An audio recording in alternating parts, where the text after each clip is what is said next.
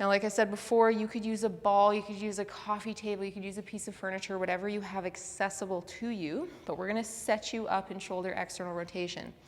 Now, if you have a big passive to active gap, or you're generally very hypermobile through your body and you haven't backfilled your entire range of motion with strength and resiliency and tissue capacity yet, what you might find, and I'll give you a side view for this first one, just so you can see, what you might find is that when you set up, you're going to loosely grab your stick, you're going to have your elbow out to the side. You can play with whether you want to be more upright or folded down in more abduction.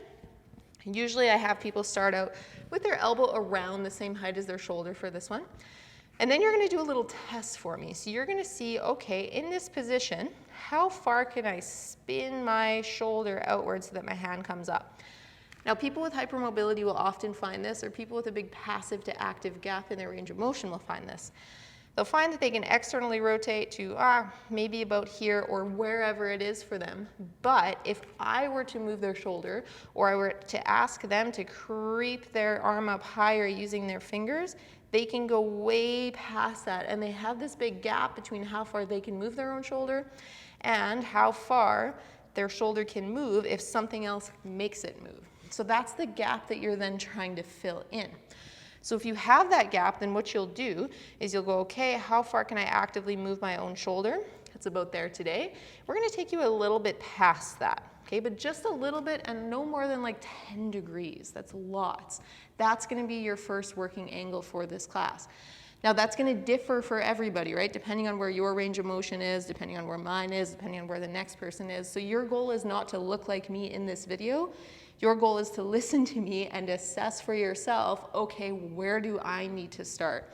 Where does my active range of motion end? So you're not hanging onto the stick or using the stick, you're just kind of loosely gripping it so that you can grab it later. You're seeing how far you can externally rotate, and then from there, you're just taking it just a touch further. Now, assuming that if you're doing this video that you're not super tight, and that your passive and active ranges of motion are quite different, you're probably going to find that when you move your hand up a little bit higher, you're not really going to feel a stretch there. Because we're closing the passive to active gaps, and we're not pushing you past or into your passive range of motion, or into a stretch position, you're probably not going to feel much of a stretch, because your limiting factor right now is that you just can't get your arm any higher because you don't have the control or the strength to actually get your arm into that position. But you do have the flexibility, because I could come take your arm there, or something else like your fingertips could get your arm there. So for that reason, we're not going to stretch. We're just going to get into loading today, but I need you to ramp that load up very slowly for me. So don't go to a 0 or from a 0 to 100 on me in this exercise. So I'll give you a front view so you can see a little bit more. My arms out to the side. Again, like I said, you can play with how far down or how upright you want to be. If you're comfortable in this collapsed kneeling position, you can be here. If you're not, you can also feel free to come up on all fours if that's easier for you. For me, I don't mind being here. My joints can tolerate this, so we'll be here. I'm going to see how far I can actively go through, and then I'm going to walk my hands just a little bit higher. Now, for me, I'm quite high up because the reality for me is that I don't have a big passive to active gap. However, most of you will if you're doing this class, and therefore you might be lower. Don't sweat it. Again, you're not trying to look like me. I just need to stress that. Now, once we found that position, like I said, we're not going to do a passive stretch here, because for you, if you're doing this video, there's a good chance that you have the flexibility. You just don't have the mobility or active strength or control to get yourself into this position yet. Yet being a key word.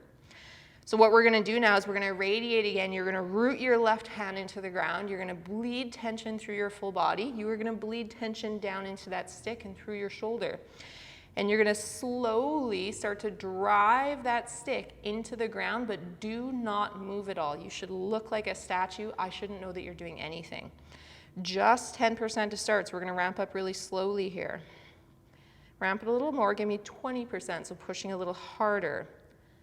30%, 40%. If I had a weigh scale underneath the end of that stick there, I should see a slowly increasing number. Give me around 50%. Keep climbing a little higher, 60, 70, 80,